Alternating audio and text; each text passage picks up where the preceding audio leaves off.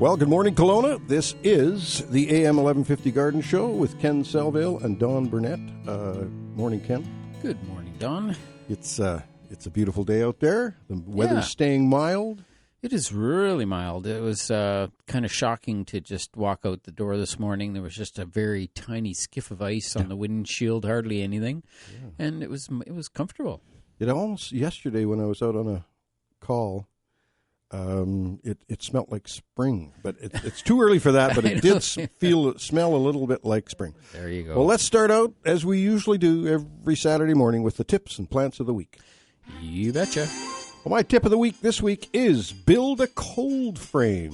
It's the next best thing to have in a greenhouse. As a matter of fact, it's more important than a greenhouse in many factors. We can talk about that at some point, but that build a cold frame, that's my tip of the week. My plant of the week is the Ficus elastica variegata, the variegated rubber tree, and it is a beauty. I have one that I own, and I love it. It's problem with some of these tropicals, Ken, is that they want to become trees. Yeah, like an 80-foot high. Yeah. So we have to control them, slice them down, and keep them under control. But that is my tip and plant of the week. Yes, very nice. Well, I also have a tip and a plant this week.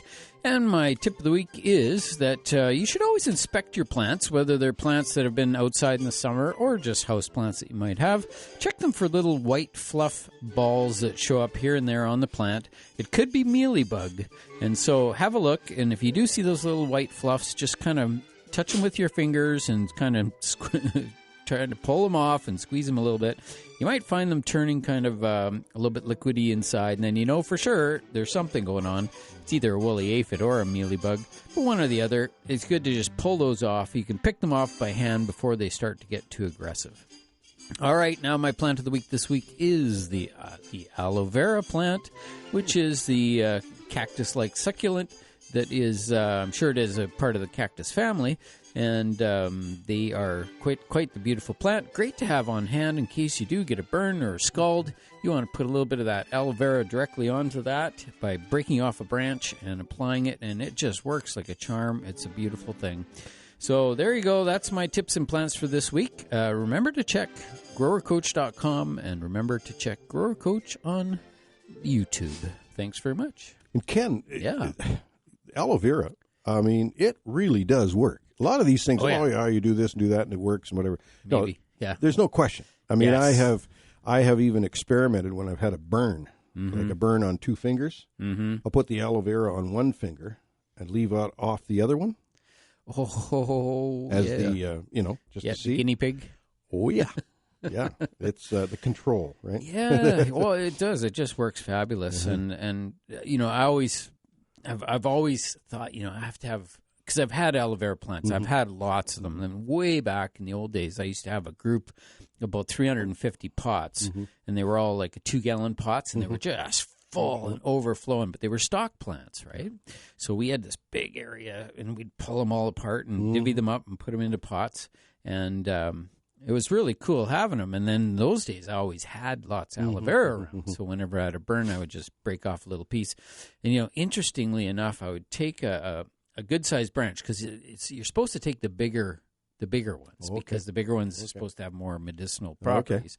So you try to take a fair good size branch or leaf, whatever you want to call it, off, snip it off, and you just sort of squeeze a little bit out of the end of it. It's like that jelly material. Apply it, and then wrap it in some paper towel and put it in the refrigerator. And it's good for quite a long time. I had mine for maybe even up to about 2 months in the refrigerator. And so what was nice was when you did get a burn and you squeeze that ice cold aloe on there, oh man, instant pain relief. Yeah. Just beautiful thing. No, it is a miracle plant. It's a fabulous one, and everybody should have one in their windowsill just in case. Yeah. Do you think that the sap from the base of the branch would be more medicinal than the tip? Yeah, hard to say. Yeah. I've just, over the years of research here and there, I've just heard that they hit a point where when they start to get fairly large, where they sort of maximize that effect. So if you take the little tiny skinny ones, they may not have the same effect, right? Perfect. So, yeah. Well, my genus today, I'm going to do. We did this a few years ago. Did the plant genus of the week, and this one this week is ficus. Yeah. And by genus, it is the group of plants that, but they belong. Interesting thing is that they belong in the plant kingdom, right? Mm-hmm. They also belong into 3 or 4 clades. Is it clade? CLADE. Mm-hmm. The tracheophytes, the angiosperms, the eudicots, and the rosids. This is how deep this is. Now, I'm not expecting you people to remember this. There's no test. This is just fun. This is fun. Mm. This is why Ken and I are so in love with this whole horticultural thing. Yeah. It's journey. Plant. It's a journey. Mm-hmm. The order Rosales, Rosales, Rosales, would that be? Mm-hmm. And the family Moraceae, Moraceae. And the tribe is Phyceae or Ficcae. I don't know, Ficcae maybe? Yeah. That's the tribe it's in, right? That's the genus. That's the genus Ficus. Mm-hmm. Amazing. And I got there's a lot of different types of ficus. It's a genus of 850 species. Yeah. So you got your ficus and then 850 different species. The one I talked about today was the Ficus elastica, the rubber tree, the rubber plant. But, there's all sorts of ficus. My edible ficus, Turkestaner or something, it's a Turkish fig, Yeah. I'm not sure exactly what it is, but ficus something, it's the edible fig. And, of course, there's varieties of that, too. Mm-hmm. There's a lot of varieties within that. I was down at the coast at a nursery browsing through their fig section, and they had about, I would say, 80 or 90 different types. Like, it was unbelievable. The edible figs. 80 or 90 edible figs. I got to a section, there was about a 200-foot-long greenhouse. And the entire length of it, there was like 5 to 10 of each variety. Mm-hmm. And I walked the entire length of that greenhouse with just edible figs. I was just blown away, it's something, that I guess if you lived in Vancouver area, that it would be like buying an apple or something. You'd go and have all these different types of apples, right? Mm-hmm. And it's just for us, it's a little bit of a unique sort of a thing out here in the Okanagan where we can't really grow them 100% outside, but you've done a great job, Don, with yours in the protecting it against the building and building a frame for it for the winter time, and then pruning it to manage within that frame, and then applying a little bit of heating cable at the base whenever it's needed. This year, obviously, it's just so warm. It's scary needed. How big that thing could get if I let it go. Oh, yeah. Humongous. I don't know how big they get in a place where they don't freeze back. I saw pictures of them in the wild, and the monkeys get up in them and eat those figs, right? Mm-hmm. And so, but they're way up there. They're like 100 feet off the ground, so they can be huge. An amazing plant. So that's my genus of the week is ficus. Ficus, and some of the common ficus that we have. We got the creeping fig, the little ficus. The trailing fig, right? Houseplant. We've got the benjamina, the ficus benjamina, the banyan tree. Yeah, banyan tree. Yeah. Yeah, very cool. There's all sorts of ficus out there that are commonly used as houseplants, but there's 850 of them. 850 species of ficus out there. Yeah, and then within each species, like we were just saying that. Just as clarification, that the edible fig is one of those species. Yeah. But like I just said, there's like how many varieties of edible figs? Varieties, yeah. Just unbelievable. Well, it's like Ficus elastica. There's probably 40 or 50 different Ficus elastica types, Yeah. It's just the diversity of the plant. And I think that's what keeps me going, too, with this, is the marvel of the diversity of plants.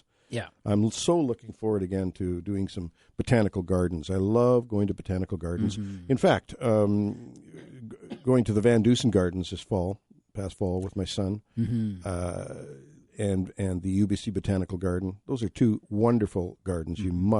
It's a must go to place if once this thing kind of settles down a bit. Mind you, I think they are open as long as you wear a mask. You're allowed in, and you can wear a mask and walk through the gardens and enjoy the gardens. Keep the 6 foot. That's one thing a person can do in this COVID situation is to do that. Attend an outdoor garden experience, botanical gardens, and support them, right? Yep. Because it's just like everybody's hurting the. Anything that's related with tourism or anything within the restaurant industry, we have to do something. We got to help out and spend a few bucks here and there. That's the thing. 250-862-2525 to get through to Ken and I today. We're going to take our first break of the day, but we invite your calls because it's getting around to springtime, and I'm sure you've got some questions. I'm going to talk about some of the seeds that I've just planted. Yeah. We don't want to jump the gun and plant things too early, but there are some things that you should get in early, and I'll talk about that. We'll be back with more AM 1150 Garden.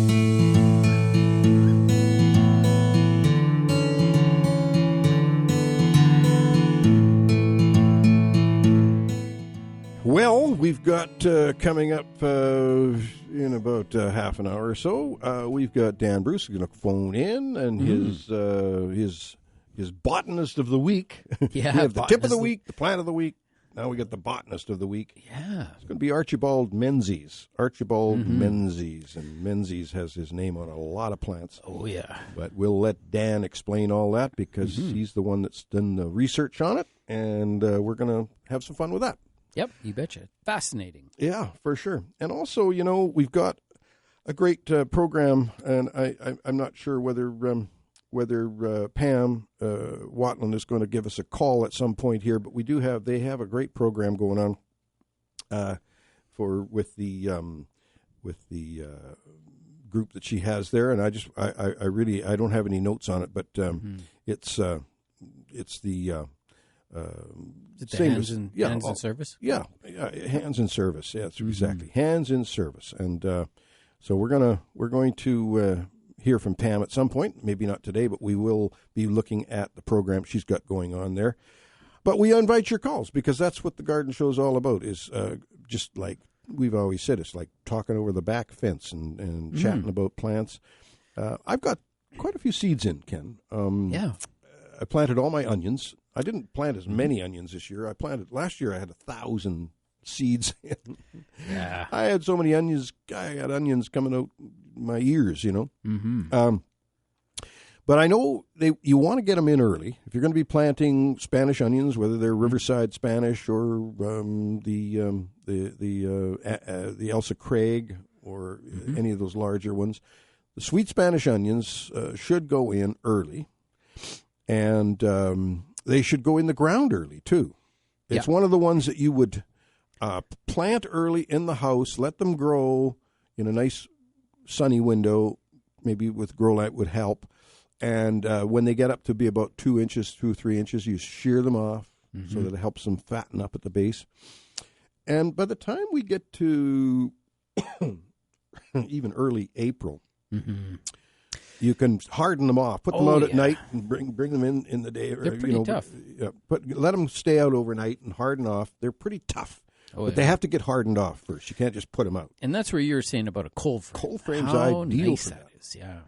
Because then you can even push that up to, who knows, as early as you can, maybe 20th of March or even, who knows. It just depends on the weather. You just made me think of something. My fig. Yep, I know it. You know it well. Relatively You well. know it. You'd recognize it on the street on Burnett Avenue. If you saw my fig, you'd say that's Don's fig. That's Don's fig. Let me just check it. Is it delicious? Yeah. Oh, yeah, it has delicious fruit. So it's got to be. You know what I'm going to do? I'm going to make. You got the trap door up top, right? Yep. So that when the weather's mild, you can open up the trap door, give it some air, let it do its thing, because you don't want it to heat up too much in there, right? Right. The greenhouse effect will make it heat up. Oh yeah. I'm going to put another trap door at the base. There's lots of room in there. Okay. Cold frame. Oh. Cold frame. You could throw a few flats in there. Yeah. So I can harden stuff off in that little. It's already built. Yeah. Why not? That's a great idea. You come up with the best ideas, I do, and I didn't even know it. I know it was your idea. There you go. Yeah. Well, cold frames are fun because you don't have to have a lot to to make them work. Like I've worked with several different types, but I definitely have to get on that bandwagon this year because I want to get out early this year. I want to get all my cold crops out, get them out under those cold frames and get them up and get them growing. But I got to do my prep work first, which is the soil preparation. And that's the part that takes actual physical labor. So I'm psyching up for it. And then I'll go out, I'll get them all cleaned up. I'm going to use a layer of cardboard over top of the beds that I have now, and then put nice fresh compost over top of that. So I'll have, just over the years, that compost just keeps shrinking and shrinking and shrinking. And so it's time to take advantage of that because my raised beds have about, I would say, maybe anywhere from 6 to 8 inches of low. Let's say the soil is about 8 inches low, lower than normal. So my plan is to go in and flatten that out, clean it up, get rid of all the weeds and stuff best I can, put down a layer of cardboard in there, and then bring in some nice compost on top of that. Okay. And put it into about, I would say that probably slightly mounded even, right? So that I get about 10 inches of depth.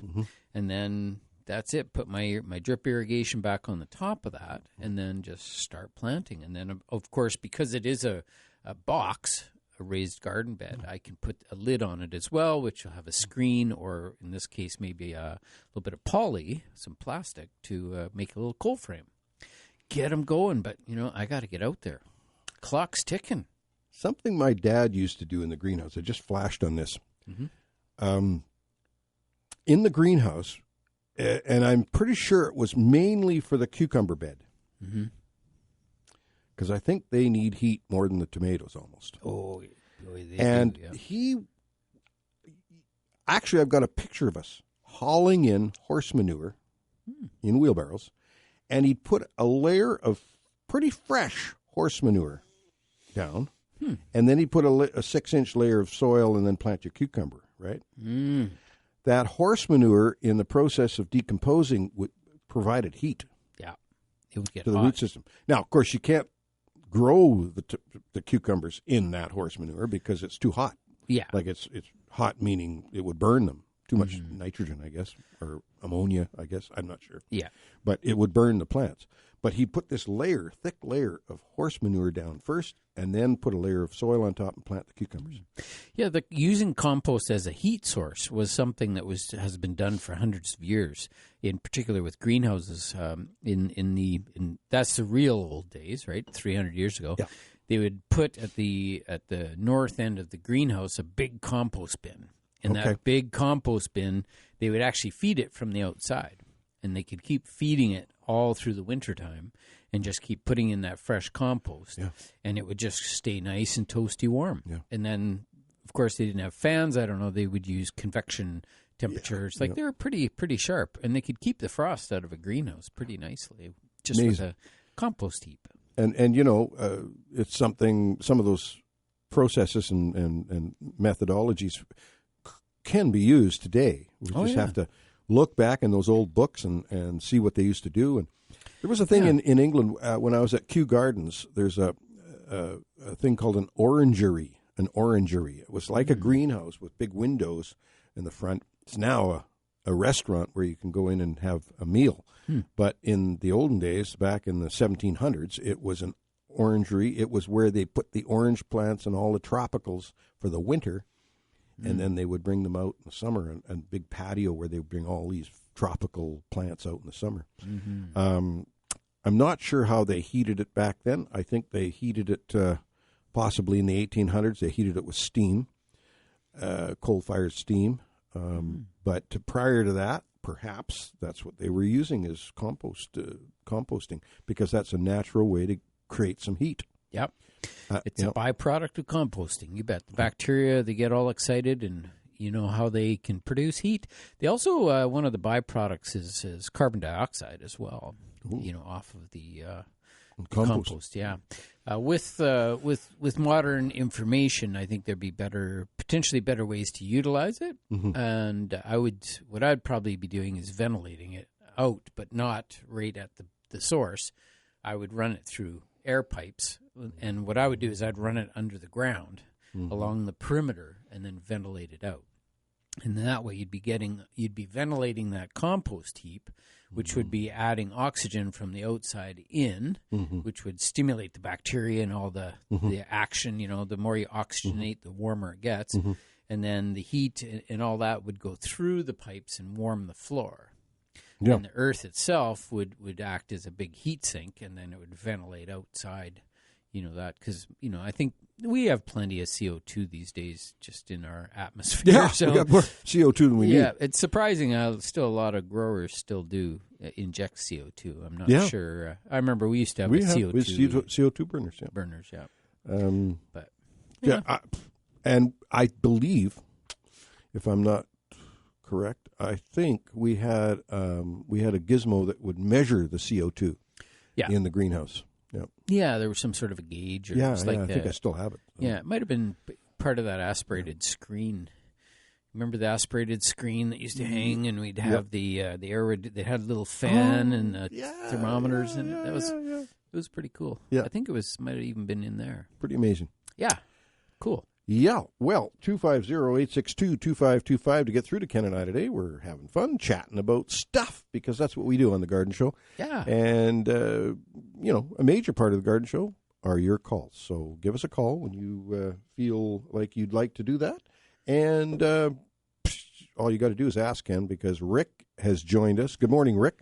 Good morning, Rick. Hi, Don. Hello, Rick. Yeah, I'm a grower of zinnias. But what happened last year was I normally cut the tops off and get all my seeds.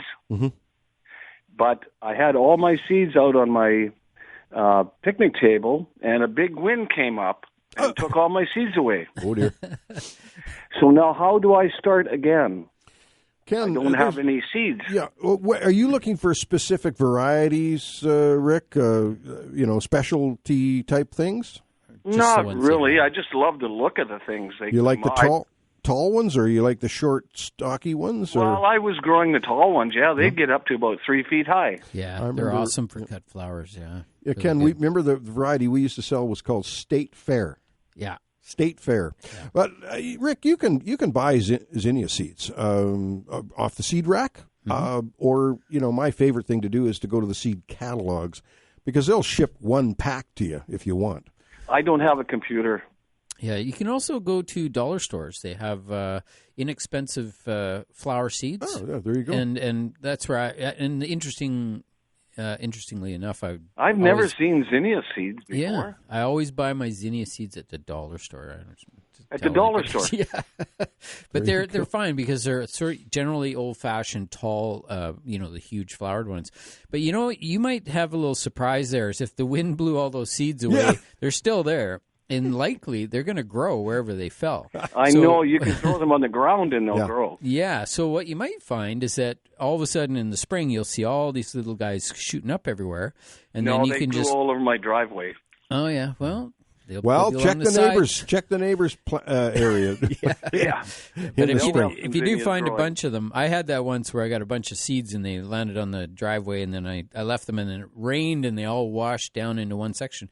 I had about a 3-foot-long section of all these little seedlings, and then I identified it that in this case I think it was petunias. And so you can buy zinnia seeds. You can buy zinnia seeds, Rick. Yep. Easy to get. Well, I'm going to look for that. Not right now, but I was just checking because I'd like to get started and maybe put some in some pots or something. But I love the look of them. Yep, and they're good Okanagan plant. They take the heat. Now, Rick, the seed racks are pretty much coming into the garden centers now, and as Ken said, check out the dollar store too because they'll be there. So just look around. Okay. Thanks for the call. Thank you. Yep. You betcha. Thanks Take for care. calling. Bye-bye. Yeah, the zinnias are fabulous. I think that's got to be my favorite because it's a great cut flower, and they're just so spectacular in the garden. Like they are showy. Nice. I'm gonna give you the name of a zinnia variety, and we're gonna take a break here, but I'm going to give you a name of a zinnia variety that you want to write down, folks. Write this down because this is an amazing zinnia. Let me just quickly grab it here before we take our break. And the zinnia Profusion series, the Profusion series of zinnia, an amazing zinnia. And I have another zinnia here. It's an unknown variety, but it was in a planter, and I took a picture of it, and I don't know the variety. So some of those cushion-type zinnias are fabulous. Yep. We're going to take a short break now, and we will be back with more AM 1150.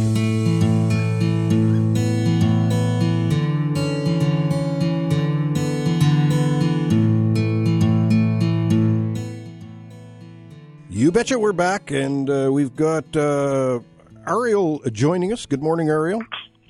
Good morning. How are you doing? We're well, thank you. Yeah. Oh, good. I'm glad to hear it.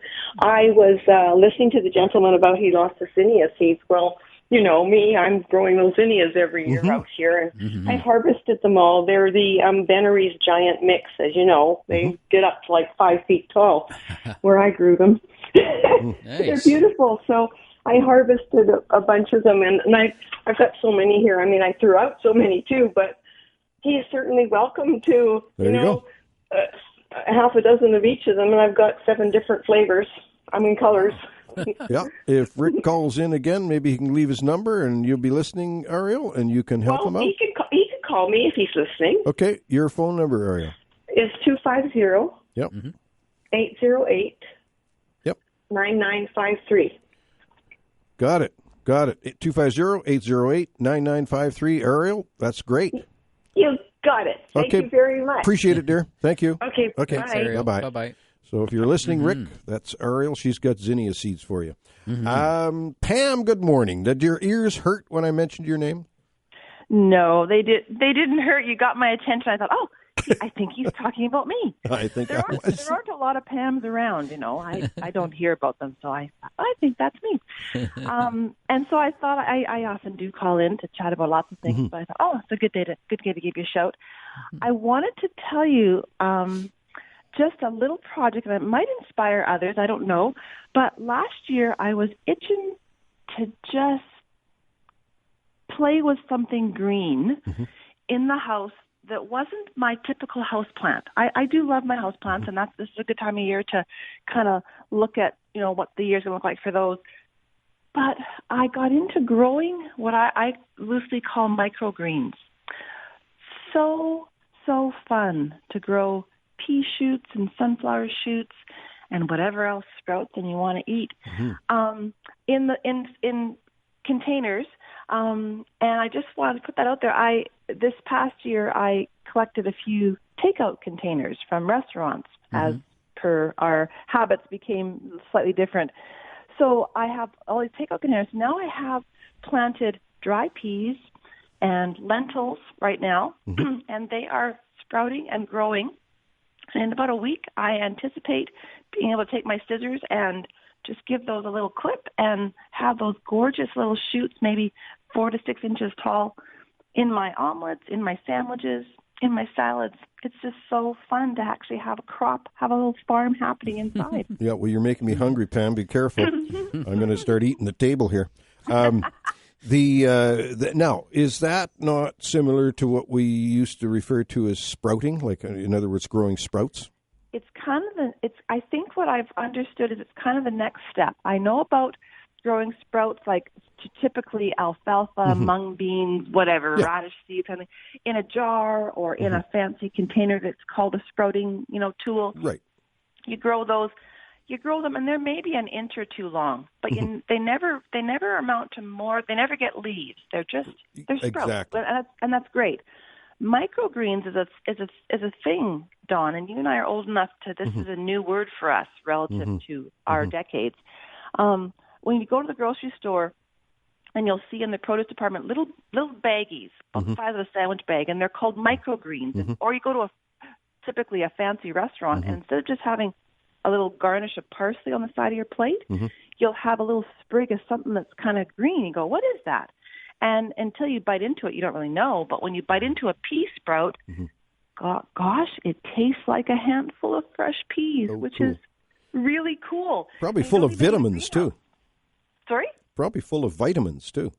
I think that's one of the real keys with microgreens is that you get all the goodness that would have gone into an entire plant, but you've nipped it And I guess for people who are really thrifty, it's kind of like, oh, well, why would you, take it before it can give you peas, or cut it before it's in fruition. And I guess it's 6 of one, half dozen of the other. If you've got the conditions to grow peas and that's what you want, then go for it. Yep. But I don't have the conditions to grow peas in January. Right. I do have the conditions, and I can do it inside, even with the limited light that we have. And it's just a really cool thing. Lots on the internet about that. And I got inspired by a library book, actually, growing microgreens and making whole salads out of just collections of sprouts, of greens. And it's pretty great. Too cool. Yeah. Too cool. So that was what I wanted to tell you. That's my this month and next month little projects before I can actually get growing seeds that are going to go someplace in my garden. It's a lifeline for my mental sanity to see something grow, and it's really fun. But I also wanted to take quick advantage, and I won't take up enough time. Thank you so much for mentioning Hanson Service. We are thriving as an agency, trying to offer support to people who are isolated and have disabilities and such. And our Living Salad project will be coming up in May. And I would love to be able to offer more details as the time gets closer. We are growing our project. For those who don't know, Living Salads is a portable community garden. They're about 14 to 16-inch containers that we put appropriate container plants in that people can eat, veggies and greens and things. And we give these planters away. And we always do need volunteers to help us put them together and to deliver them. And this year we're growing our project from 325 gardens to 500. Oh my goodness! Wow! Because we noticed last year, well, we've always had more demand than we could supply, but last year the box on gardening burst. Yep. As we all know, lots of boxes burst last year. There was lots of things that we had to do differently. And the whole idea of local food, getting your hands on your own food, figuring out how to be sustainable, all those pieces just sort of fell into place. And our Living Salad container gardens became so much more relevant in so many more applications than people had ever stopped to think about before. Because last year made us stop. And when you stop, sometimes that's a really good thing, because you get to think of doing things differently. You bet. Pam, we're going to have to take a break, we've got Dan Bruce coming on after this. But look, we want to talk about your partnership with Helen's Acres and Okanagan Fruit Trees Project, okay? Maybe call in after the 9 o'clock break. Sure. And give us a call and just explain what's going on there. Okay, I will absolutely do that. Thank you, Pam. Perfect. Okay. Betcha. Bye-bye. Thanks, care. Pam. Bye-bye. Bye-bye. And as I said, Dan Bruce is on the line, but we're going to just go through this break, and then we're going to have Dan talk about his series of Scottish botanists. I don't have a Scottish accent. Maybe I can get Dan to give us a Scottish accent, a little bit of brogue when he comes on. We're going to take a short break. We'll be back with more AM 1150 Garden Show.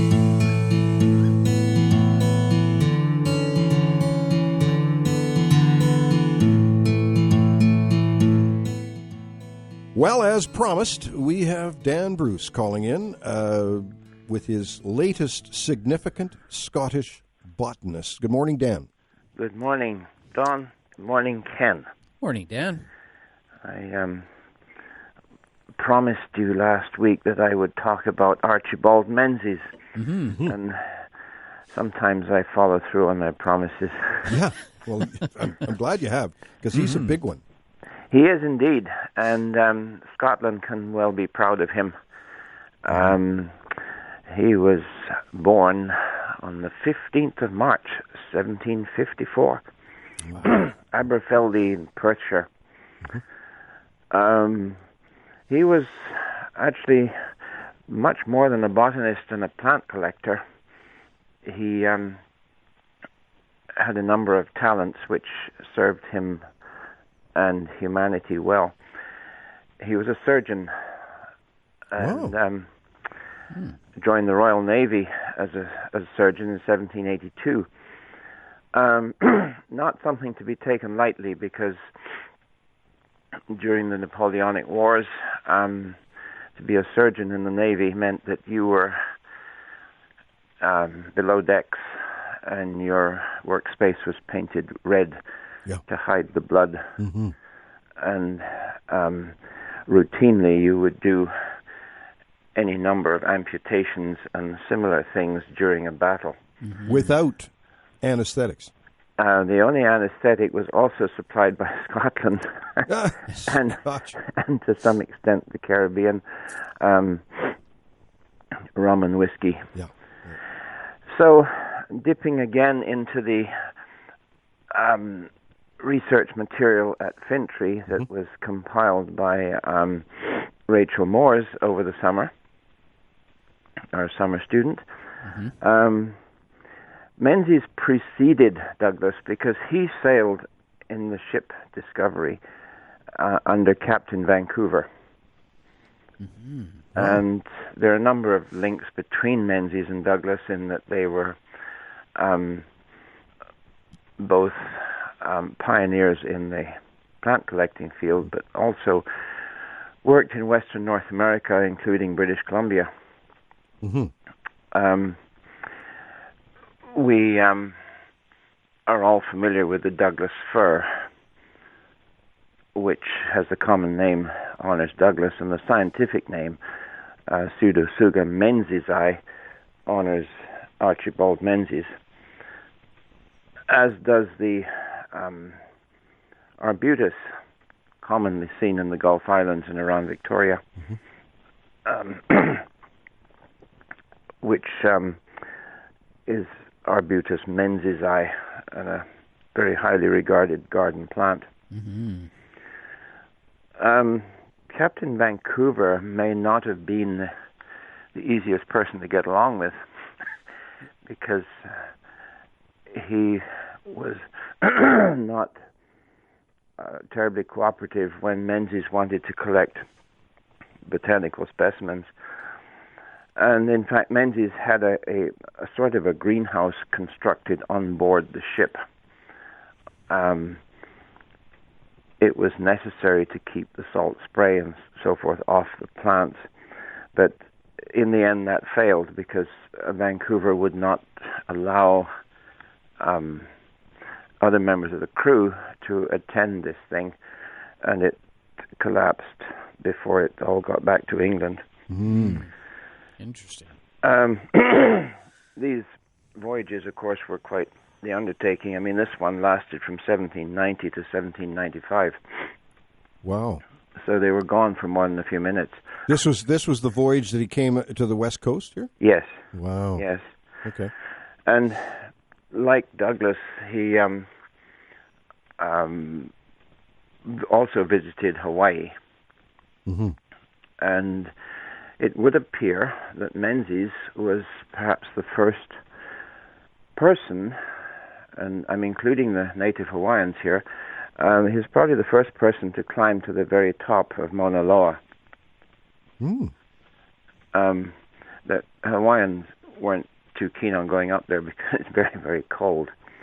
Right. And if you live in Hawaii, you have good sense. You stay down in the warm.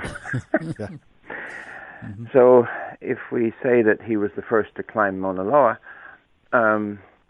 it was not climbed again until 40 years later when Douglas got up there. Interesting. But Douglas died in Hawaii. Menzies didn't. Menzies didn't. Cook died in Hawaii too, didn't he? Yes. Yeah. Are we getting a message here?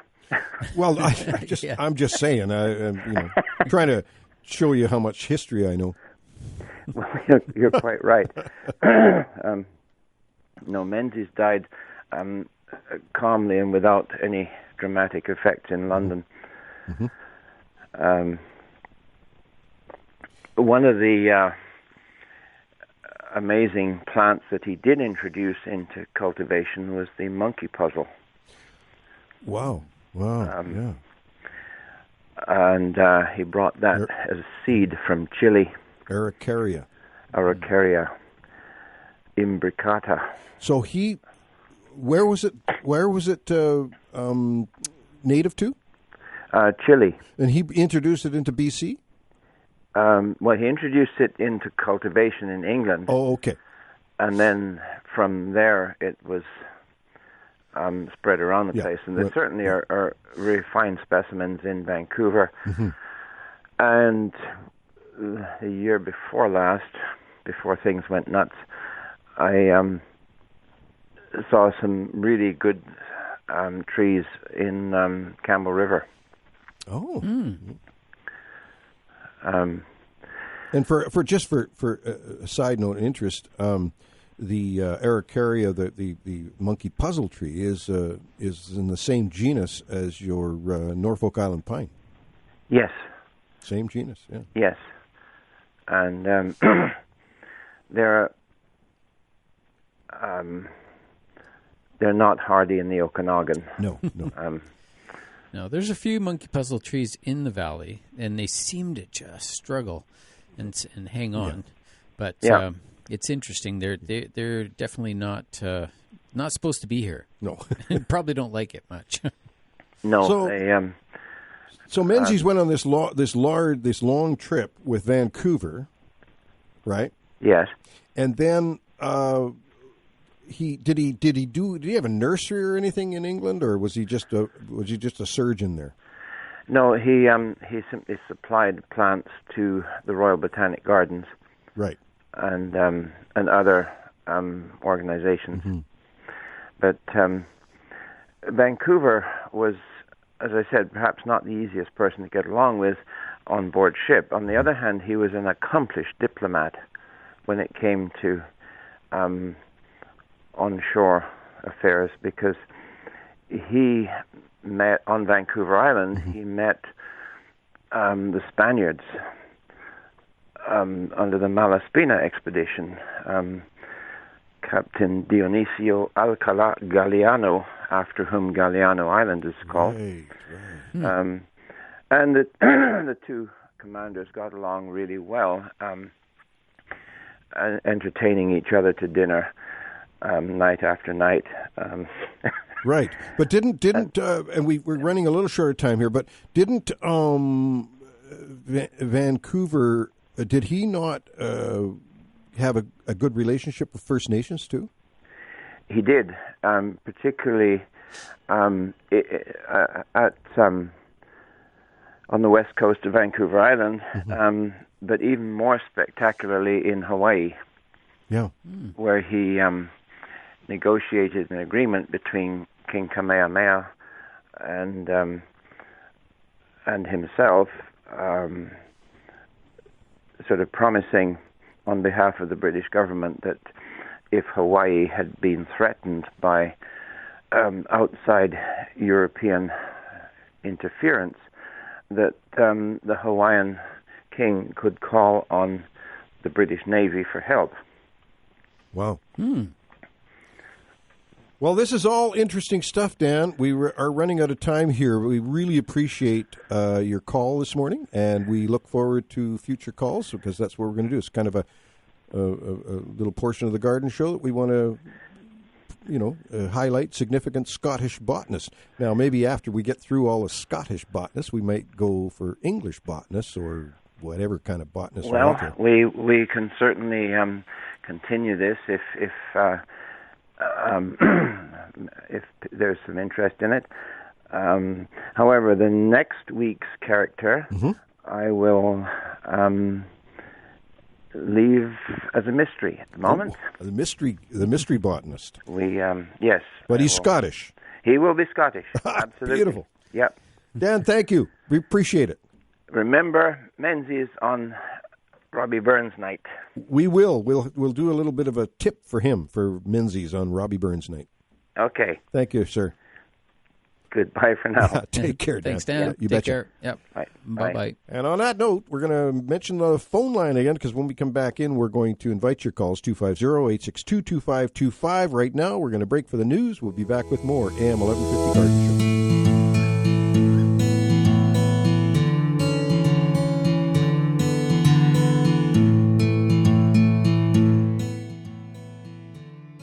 Well, that's right. Grower Coach. It's becoming a household word in Kelowna and not just Kelowna, the universe, actually. Yeah. No, it's great. Ken, you're doing great work there. Thanks, and I John. encourage people to go to Grower Coach and look at the YouTube channel, and there's all sorts of stuff going on there. You can explain that, but first of all, I got to tell you, today is 8 hours and 23 minutes long. Yeah. And 18 minutes. Or 23, 8 hours and 23 minutes. 18 minutes longer than the shortest day. We are now It still seems really short. Like, I think it's still getting shorter. You know, it's like the clock when you stare at the clock and it ticks and it slows down and it slows down and it slows down and then it starts ticking backwards. Mm-hmm.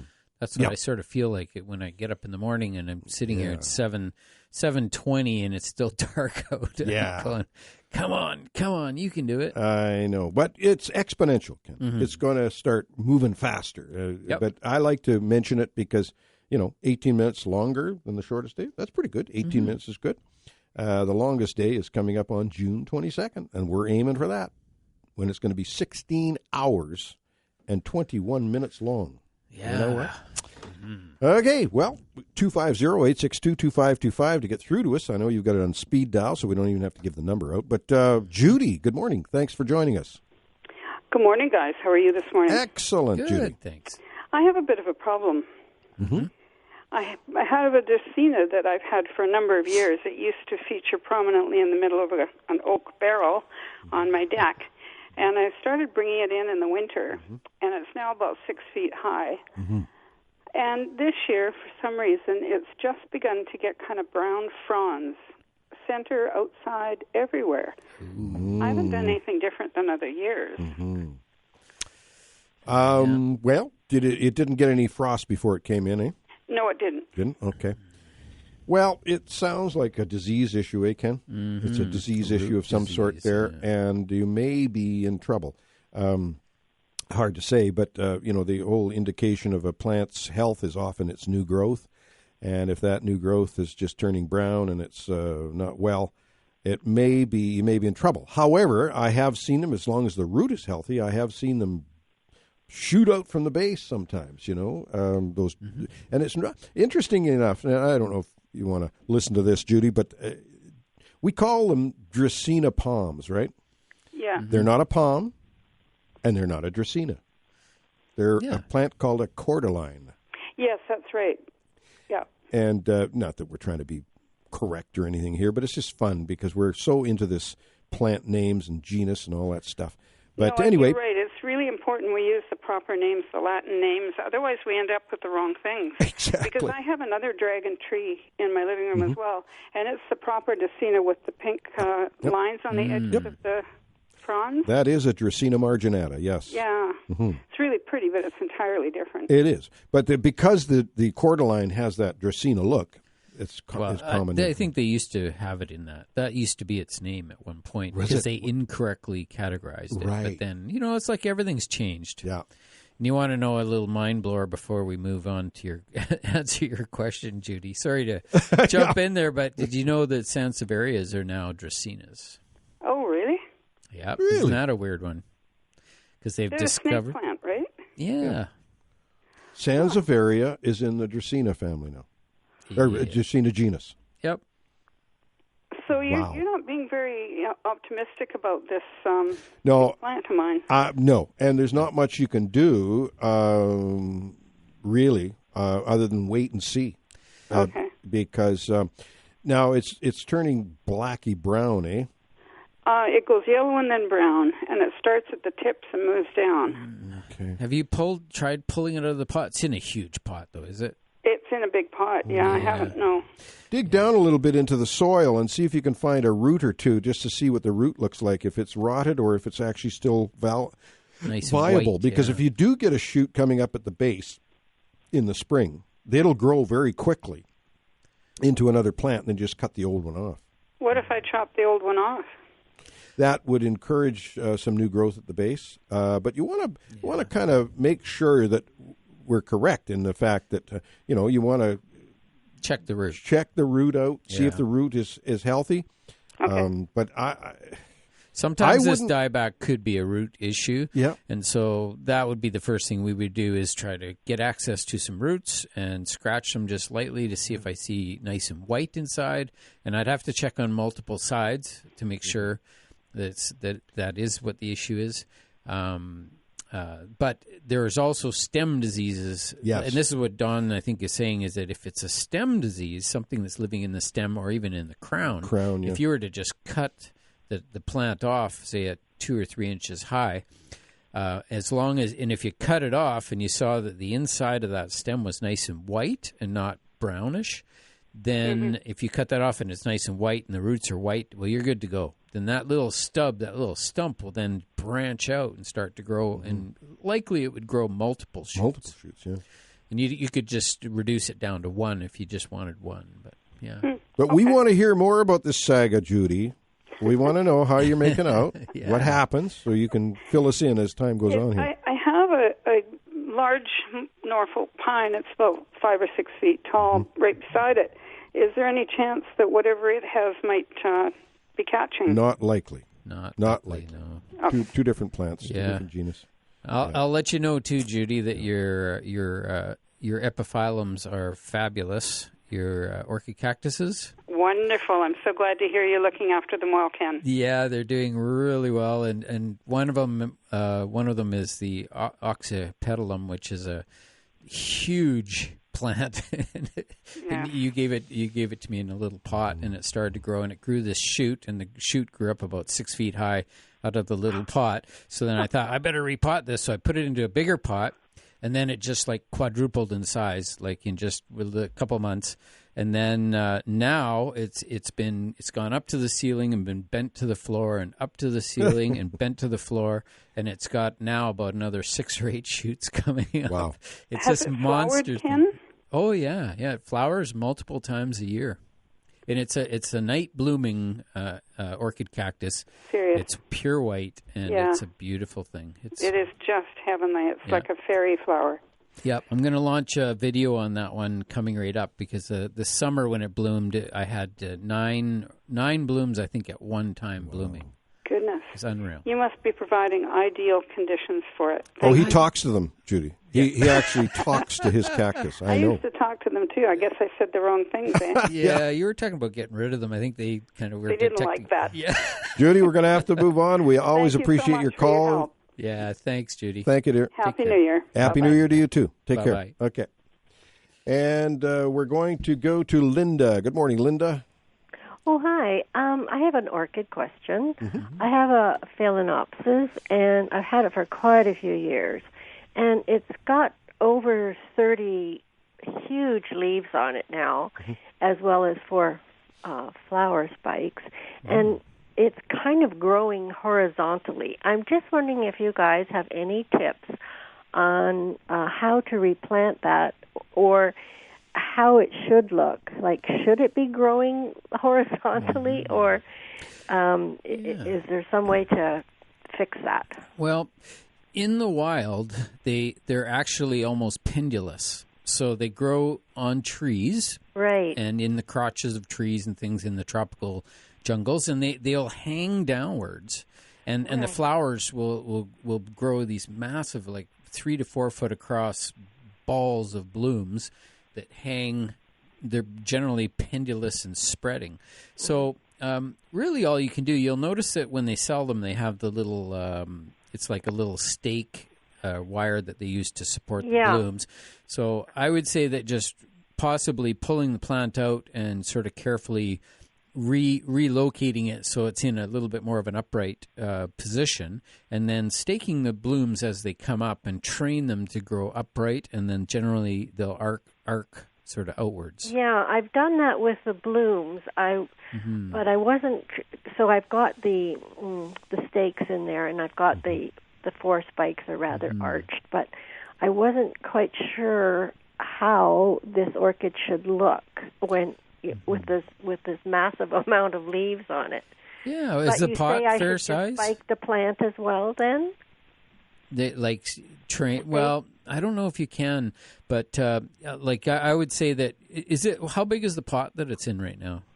I'm looking at it right now. It's about a 6-inch square pot. Okay, so it must be kind of top heavy and flopping, does it, or is it holding up okay? Well, as I said, it's got over 30 leaves on it, and it's quite heavy. And well, you're doing well. You know, I mean, I hate to break what's what's not broken. Yeah, it sounds like a happy plant.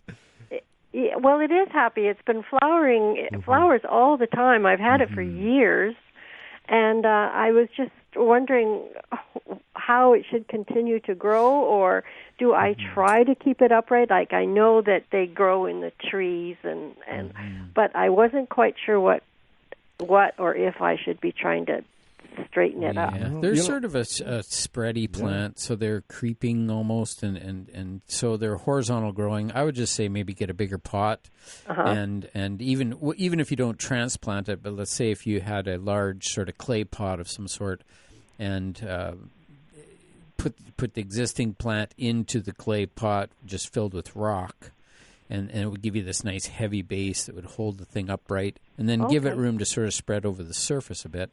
As long as you can continue to water the thing and keep on doing exactly what you're doing, because what you're doing has got to be right on the money. So did you say, Ken, to fill it with rocks? Yeah, well, it was something that's heavy so that the whole thing can just sort of maintain. Remember that these plants, the roots just can survive literally in the air. So all they need is an anchoring point, so something really stable. Okay. So often when I plant these things, I'll get a pot and I'll put some big rocks in the bottom, so it gives me that balance, so it'll hold it. And then you need to be able to support it within the pot as well. And then again, maybe stuffing in some larger stones around that pot just to prop it upright. Okay. And then let the plant spread over the surface. Okay, so I don't need to fill it with the bark. No, it's not necessary. You can put a little bit of sphagnum moss in between here and there, just sort of to maintain a bit of humidity in there. But it's surprising how these air roots are just going to dangle in the air, literally, and they want to anchor onto something. So if they could grow down into the rocks a bit and anchor onto that, then that would just help the plant. And that should give you a long-term solution that the plant can live there for quite a few years. And again, a little bit of sphagnum moss on the surface of the stones can just help hold moisture in there. And then when you water it, you just have to, you've got some sort of system, and again, it's going to get heavy. It'll be a bit of a pain, but once you have a system where the water will run through, moisten all those rocks, add that great humidity coming up out of the rocks, and then coming out the bottom, you'd be able to potentially I used to use a turkey baster and just suck the water out of the tray so that, or you could even just leave it in the tray for that matter, but you just don't want it to overflow. Okay. But that extra humidity just coming out of the rocks and out of the tray and everything, just always a benefit to those plants. Okay. Now, it's in a 6-inch square pot now. How much bigger can I go, or does it matter? I would go to about a 12-inch pot, I think. Okay, 12-inch. Yeah. Okay, super. Thank you so much. Thank you for the call. You're doing well. Now. Yeah, thanks for calling. Okay, bye-bye. Bye-bye. Take care. Bye, Linda. Yeah, Phalaenopsis. What a beautiful orchid. We have waiting in lineup to get on the garden show, which we appreciate very much, Dennis, but we're going to take a break first so we can talk to Dennis when we're back with more AM 1150 Garden Show.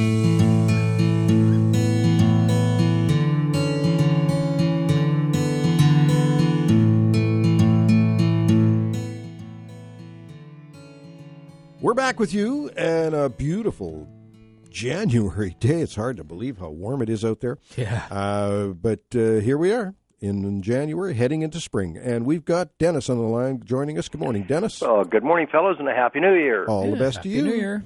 Yes. My wife was given a beautiful, well, we didn't know it was beautiful at the time, but an amaryllis. Mm-hmm. Something new for us. Oh, nice. And, of course, it comes in a pot with a little starting to grow nicely. Of course, now it's right up there, and I can't believe it. It's about 28 inches high, and we have 3 gorgeous, gorgeous flowers. And I'm not familiar with amaryllis, so we've got 3. It kind of looks like we might get 4, but maybe not. So now, once it's finished blooming, and how long will it stay bloomed? And then what are we going to do with it? Well, Dennis, amaryllis is what we commonly call amaryllis is really not an amaryllis, but that's okay. We'll get into that later. But the amaryllis that you buy in the stores, the big bulb, they bloom. The amount of bloom that comes on them is according to how large the bulb is. The larger the bulb, the more blooms you're going to get. You could have as many as 3 Flower stems, stalks. yeah. Have you seen any more than that, Ken? More than 3? Probably. I think 3 is about the limit. But you could almost hard have, to say. you can have 3 flower stalks, I've seen, with 4 flowers on each stem. 4 or 5. 4 or 5. So you know, they bloom for, well, the main thing is to keep them away from the window after they start blooming. You want to put them on the coffee table because they'll last longer. Out in the window, they tend to get more. They blow faster and they're finished. But once they're finished, you can cut the stem down to about 4 inches, the bloom stem, and leave the foliage because the foliage is going to bring back the energy and replenish the bulb for next year. And sometimes you'll get a secondary bud that'll shoot up and it'll do it again. Yeah, you betcha. So it depends on the size of the bulb you bought. Yeah, actually, a good sorority friend of Jan's gave it to her, and she gave one to all the girls. Mm-hmm. And she's a gardener, so she and I chat gardening. Mm-hmm. Yeah, so I think she started right off from scratch. So so we'll just we'll just follow that line. You betcha. Well, and we don't want to. We'll cut the stalk back, leave the foliage, and we're going to right now move it off the. She's got it near the window. We'll just stick it right on the coffee table here. Yeah, Dennis, if you want to email me and ask me for my sheet on making an amaryllis bloom again, I can send you that sheet. Okay. Yeah. It's Dawn at the. Yeah, Dawn at thegardenexpert.com or D. Burnett at the thegardenexpert.com. Either one of those will get me. Yeah. Yep. Next quick question, please. On my geraniums out in the shed that are nicely covered, and they were watered in late November, and I've covered them so that they don't get light. Now it's just early January.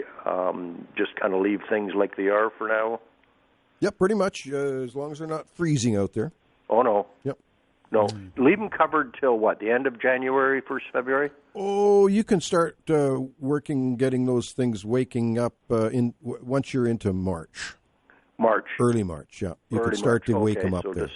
What about watering them at all? Well, check them and see. You don't want them to totally dry out, but they will take a lot of drought. Because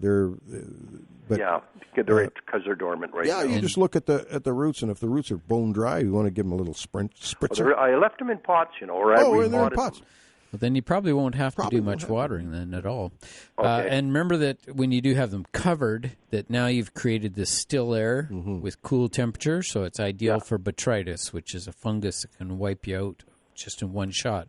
So you don't want to get any moisture, no excessive moisture in that covered area. Okay. Because if you get wet and you get still air at cool temperature, you're guaranteed to get botrytis, and that'll wipe you out. Okay, well, no, the area is still. It's a nice dry area. Just got a little baseboard heater on. Yeah, you don't want any moisture on the plant. That's mainly what I mean. Okay, we'll just leave them till early March. Perfect. Cool. Thanks, guys. Thank you, Dennis. Nice Appreciate the call. Enjoyed the show. Yep. You Good bet. luck. Thank you. Take care. Bye-bye. Bye-bye. And we have Pam. I assume it's Pam, our Pam with the Hands in Service. Yes. There it is, right there. Now, you've talked about lighted up matching funds for food security. We had to pivot with our fundraising due to all the different pandemic restrictions, and we came up with this concept of Light It Up for food security, and it was a campaign that ran till the end of 2020, and we were so thrilled with how our community responded. It just the word spread, and we exceeded our goal. Is what we did. We raised about $33,000 to be able to put in the pot for this year's food security delivery measures that Hands and Service undertakes. So we're thrilled. Right on. And you've had a partnership with Helen's Acres and Okanagan Fruit Tree Project. Yeah. Now, sort of just a real brief history. Hands and Service has been delivering food hampers for the Central Okanagan Food Bank for about 15 years now to individuals who qualify to receive the hampers but are unable to access the food bank because of mobility, medical issues. And so it just seems like a really crazy thing to qualify to be a food hamper recipient, a food bank client, which means you have low income and low means and you're nutritionally deficit, but you can't get your food. So you don't get your hamper. Wow. That's a real full stop. So you've stepped in to solve that problem. Yeah, so we have amazing volunteers that step in to deliver every Thursday throughout the year, and our clients' needs are met, and our volunteers are thrilled to be able to make that connection, and our community is better because we work together. Absolutely. That's so fabulous. it's a really great service for the community to know about, and I think we can all just be grateful that we live in a community that has volunteers that have heart, that say, hey, how can I help? What can I do that will help somebody else? So with regard to food security, during the 2020 season where we were Hands and Service was unable to serve our clients in their homes because of health and safety issues, we just looked around and thought, well, what on earth can we do? How can we help our clients from a distance? What can we do? And we increased the opportunity for them to have good nutrition by connecting with Helen's Acres and the Okanagan Fruit Tree Project. And we provided a system of weekly produce delivery, sort of like the hamper deliveries. You know, we had volunteer drivers, but instead of delivering hampers from the food bank, we were delivering fresh produce that was harvested that week from the soil at Helen's Acres by volunteers who planted and nurtured and lovingly collected and washed greens and carrots and beets and tomatoes and strawberries and raspberries and you name it. There's a real diversity of good food coming off of that land. And we were able to provide food produce for people once a week with delivery drivers. So I don't know. Have you been to Helen's Acres? You know, I haven't. Don? I haven't. Okay. We'll have to do a tour. Yeah. I think both of you would be very inspired to have hands-on, eyes-on, to see what happens there. And I can't even get into all of it right now, but I will just put that little tidbit to you. I would love to connect you with the Helen's Acres management group. Trinity Church is the steward of Helen's Acres, and they have a committee that runs a board that runs what goes on at Helen's Acres. And at this point, what I can share that's probably relevant to the program today is that there are many volunteers from different parts of town who access the garden soil, the farm soil at Helen's Acres, which is an over 25-acre farm, center of Kelowna, and they grow food for various situations. I know that the Okanagan Fruit Tree Project is one group that last year had a half-acre plot at Helen's Acres, and their goal is to grow, feed, and teach. In other words, they want to grow food, they want to give it away so people can be fed, and they want to teach people how to grow food. That's the cycle that they're in. Yeah, you would love to talk more about them. They're a neat nonprofit group. Sounds great. So, yeah, they came to my attention on Facebook, and they were giving away produce, and they wanted to know who might be a needy recipient. And so our Hands and Service clients rose to meet that niche. And I met the group there at the farm, and every Wednesday they would harvest whatever was coming off the soil, the seasonal harvest. And as you all know, sometimes those harvests can be pretty bountiful depending on the conditions, and we were really grateful to receive that. Well, that's cool. That is super. We're going to have to move forward, but we're going to talk more about this as time goes on because you're going to give us a call and let us know what's going on. We should get out there and do a tour. Yep, we will do that. I will connect that with you guys. We'll make that happen really soon. Okay. Awesome. All right. Thank you, dear. Take care, guys. Okay. Thanks, Ben. Bye-bye Take now. care. Bye-bye. Yeah, this is great. Cool. All this food and stuff. I mean, it's a good thing. And, of course, we promote people growing food in their own garden. I've got a very small garden, Ken, but we're giving away stuff all the time. I've got a small garden. Yeah. Because stuff comes on, it's kind of feast or famine sometimes with a garden. But, there you go. We're going to take a short break here now. We want to invite your calls, 250-862-2525 on a January Saturday morning garden show. We're glad to be here. We'll be back with more AM 1150 Garden Show.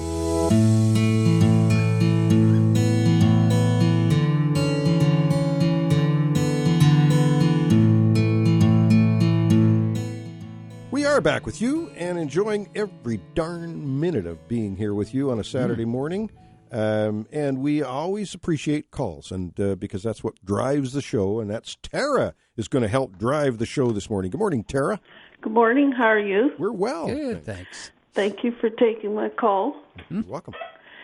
So I don't know very much about gardening, but I've had success with a few little things, and I enjoy it. So my problem was, without really being told, I intimated that you don't use pesticides on fruit trees. So so I didn't. But I had this old cherry, and it was attacked viciously by ants, and it finally gave up the ghost. And then this little plum tree about 10 feet away got viciously attacked by ants, and the leaves became quite misshapen and all that, and it didn't survive.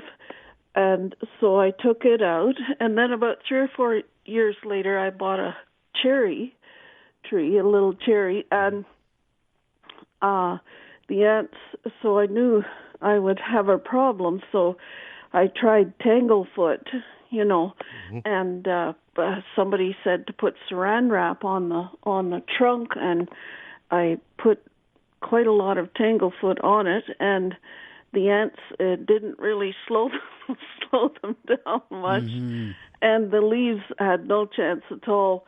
They became misshapen and that, and it just didn't. 3 or 4 months later, I had to take it out. So I have a walnut tree, and it's quite happy, and it's doing lovely. But yes, so is there any hope that I could plant a fruit tree, a cherry tree, or pear tree or something? Yeah. Well, Ken's going to address the ant problem because we kind of know what's going on there. Yeah. It's the thing with the ants is that they don't actually do anything to the tree itself. Okay. So what they are is they're sugar ants. So what they're looking for is they're looking for insects that are sucking sap out of the trees. And then because the insect is sucking out the pure carbohydrates out of the tree, it's pure sugar, and then they excrete, or when they excrete a little droplet of fluid, which they do several times a day, these little aphids, it's like a little blob of sugar. And so the ants just come and take that sugar, and they take it back to their nest. So they're not really causing a major problem, but there are aphids on the tree. And again, the aphids don't generally cause a huge problem to the tree. But I think that a few things that happen with especially soft fruit trees like plums, or say any tree that has a central stone to it, they're like a cherry or any of those apricots. And the whole concept there is that because they are one of these prunus families, they're subject to other pests that can actually kill the tree. Generally, aphids don't kill the tree. The ants don't kill the tree. But what would kill the tree would be something like an ambrosia beetle, which is a very tiny shot-hole beetle. It's very tiny. It's only about it's not even an eighth of an inch long. I think they're about a 16th of an inch long, actually. They're so tiny. But they come by the millions, and they get into the trees, and they're like a bark beetle. So they get under the bark, and they really kill the trees out. And so whenever something goes wrong with a tree, it's always wise to somehow have somebody just positively identify what the issue is. And then that way, we can give you a recipe to how to prevent it or how to move forward. And absolutely, you could have new varieties of fruit trees. Yeah, I don't have a problem growing fruit trees, but you have to be aware of a couple of things. And Ken mentioned shot-hole borer, which is one of the killers of young fruit trees especially. And there's also a thing called a peach tree borer, and it goes after peaches, but it also goes after all the stone fruits, right? the cherries and nectarines and all the different so those are two major killers of trees, okay?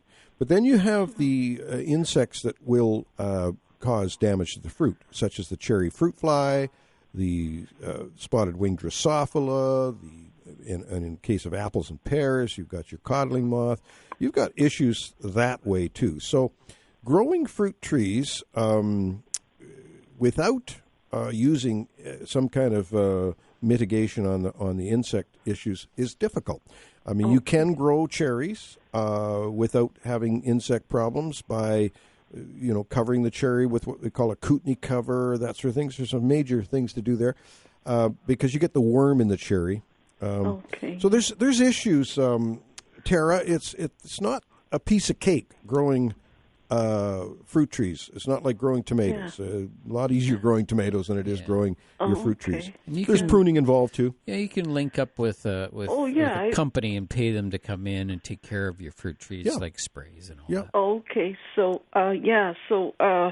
no, the new cherry tree had a little, it was just basically a stalk, and it had the top cut, so I didn't know what they were. I knew they must be after the sweets on it. But so if I get one that actually grows a branch here and there, you'd have to take some of the branch and take it in to get looked at, or generally with a cherry aphid, you're going to see it on the new growth, and it's going to deform the leaf so it curls under.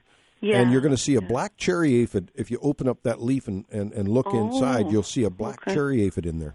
Oh, okay. And that's a fairly easy fix. With cherry aphid, you can just clip that new growth off. And often that will keep the aphids under control just by clipping off the new growth. But on a big tree, the cherry aphid comes on and, yes, causes some visible damage to the tree and whatnot, but it's not going to kill the tree. And the aphids will eventually be overtaken by your beneficial insects, syrphid flies and wasps and things like that will kind of take care of the aphid issue. So if you wait long enough, the aphids will go away, And the ants, as Ken was saying, ants really aren't causing a real issue with the tree itself. Sometimes the ants will go after the sugar in the ripening fruit, but they don't kill the tree. Oh, okay. Okay? So they get blamed for a lot.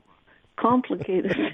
Yes, it's a little bit complicated, but we don't want to steer you away from gardening. We want to see you do some gardening because there's a lot of pleasures involved. It is. We trip along once in a while. I mean, I have plants in the greenhouse that I have to put in the green bin because they're just not doing well, periodically. Like my cucumbers. I planted some cucumbers to grow in the greenhouse, and they're not doing well. I have to start some more. Am I going to quit gardening because of that? No. It stimulates me. Yeah. Well, I grew some great big tall silly sunflowers this year because I like they're fun. They're fun. Yep, they are. And someone told me you could feed the birdies from the heads of them, so I took them into the garage. I cut them, and let them dry and hung them in the cedar trees, and the little birdies were so happy. They were just nice. So that was fun. I definitely will do that this coming year.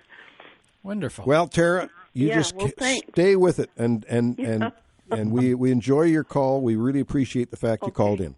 Thank you. Thank you, Tara. Thanks for calling. Bye-bye. There you go. Another gardener, happy gardener. We're not full of success, are we, Ken? You've killed a few plants in your time, haven't you? You have to. It's part of the program. But, this whole thing about figuring out what it is, what is it? Mm-hmm. That's the thing. Because when something it's not doing well or dies off or whatever, try to figure out what it is and find out if was it caused by you, by the human causing the problem, or was it just something a part of nature? Was it a borer insect that kills trees, or was it maybe an environmental issue, or was it a disease of the root system? Yeah. Like, let's figure it out, and then what it'll do is it'll help you sort of have success in the future, basically. Right. And what we see sometimes that's visible, we think is the culprit, but it's not. Like a person brought in a plant one time, I think it was an umbrella plant or something. It was doing poorly. It was yellow leaves, the new growth was poor, everything like that. And in a jar, the gentleman had a centipede. And he said, this thing's killing my plant.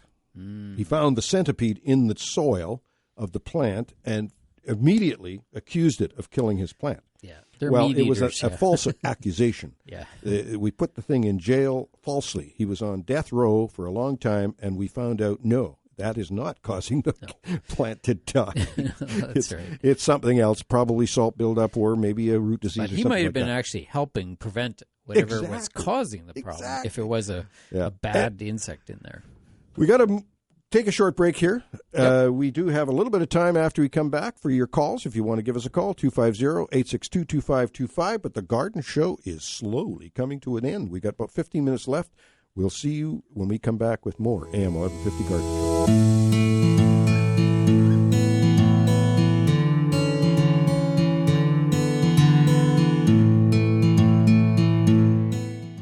Okay, we've got 10 minutes left in the garden show today. We've had lots of interesting calls, lots of interesting chat. We've been really just going all over the full gamut today, and which is what you do in the wintertime. And I did talk about earlier, I was going to mention some of the seeds that I put in this year. I put in those onion seeds, those sweet Spanish onions, two types. I planted Riverside this year. Remember we used to sell Riverside onions lots. And so I thought, well, I ordered them from Stokes. I got some Riverside. I've got also some Elsa Craig. And I haven't got any Kelsey's. The only place I get Kelsey's is from Brian Minter, and we didn't go to the show this year, so I probably won't be able to get any Kelsey's. However, what else have I planted? I harvested some tomato seeds. Remember, I've talked about Sal Cruzzo's Italian tomato that I grow. Yep. It's the only one I'm going to grow this year. It just is an amazing tomato, and it's just so meaty and large and great. And I'll get it going early so that in the greenhouse, so that it's a late producing tomato. But if I get it going early in the greenhouse. So what I've done right now is I've done a little bit of a germination test to see if those seeds are viable, because I collected them from last year's crop. I smushed up a tomato just like my dad used to do, and collected the seeds, let them dry out, and now I'm just seeing if they're viable. So I put those in. I've got some peppers planted, just some red peppers to see how they're going to go, and I've got geranium cuttings started. I've got, in preparation for spring. I haven't got any flower seeds done yet. What I'd like to do, though, and you can't find them as much as you used to, is get some begonia tubers and get them started. Yep. Yeah, they're still available. It's just really who stocks them. That's the thing. Because I was getting mine from Scott Austin. Shh, don't tell anyone. Oh, okay. From Scott. It's top secret supply in Penticton. Yeah. Gardenworks. Check it out. Okay. I love those. See, they may still, and the different begonias, we used to have the rose form, the fimbriatas, the camellia flowered, the trailing, California hanging baskets. We used to have a full gamut of them, Begonias are awesome. Any kind of begonia is great. Like, to me, I'd say one of the most successful and funnest plants you can ever grow are the begonia group, because they can be grown as houseplants indoors, or they can be grown outdoors on your patios in partially shaded areas. And they're great. Some are grown for their flowers. Some are just grown for their fabulous foliage. Like the begonia rexes are beautiful. Begonia rex, and also your fibrous begonias that we grow as a bedding plant. They can grow in full sun. Yep. Yeah.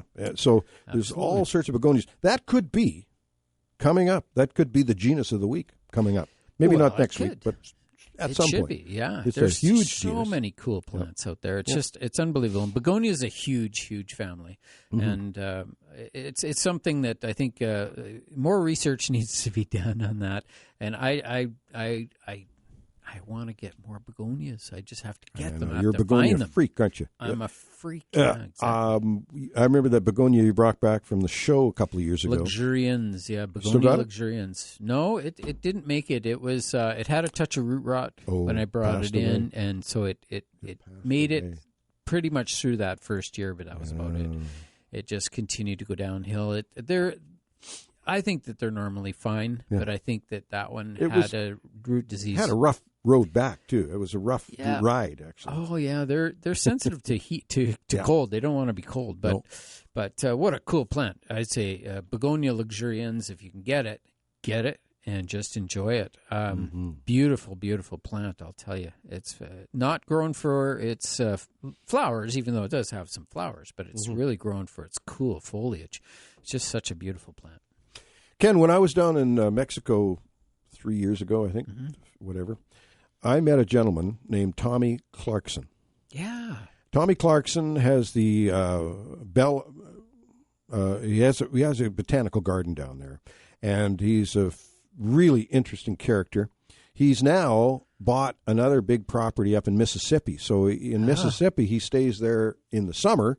But as Tommy said the other morning when I was talking to him, he says, I don't like any temperatures below 70 Fahrenheit. So he's moved back to Mexico for the winter, right? Yeah, makes sense. But he's a giant guy. He was a colonel in the American Army at one point.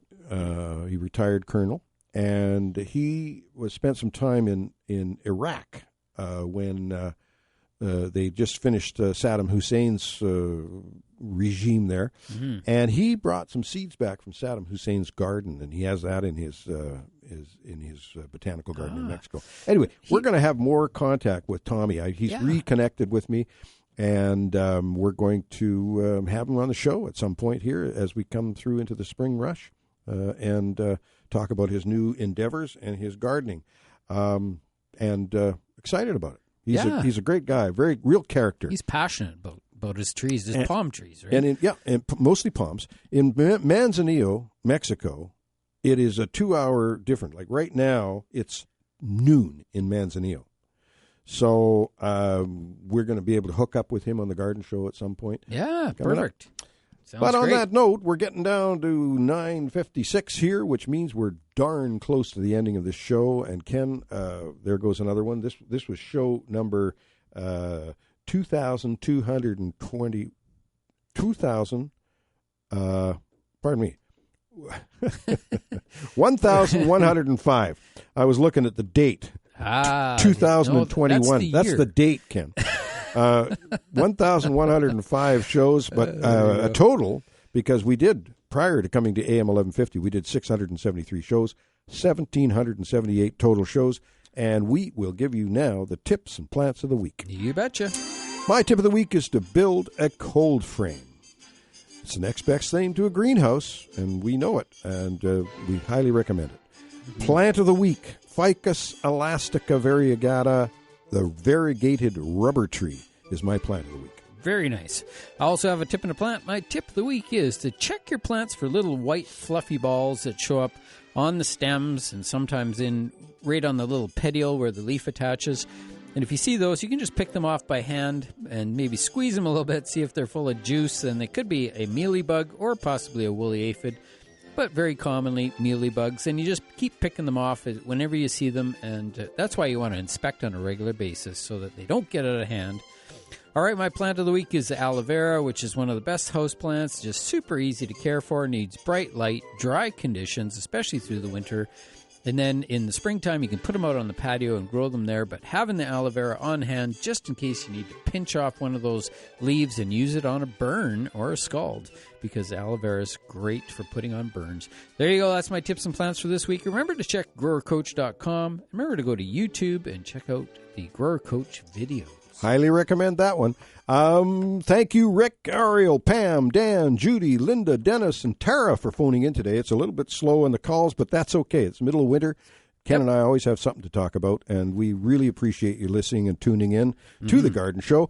I'm going to give you my Shigo quote of the week. A brick will float when it has a wooden board under it. Think what you can do when you have the right connections. Got it? That's deep. Deep. That's awesome. Shigo for this week, and next week we'll see you again with more AM 1150 Garden Show.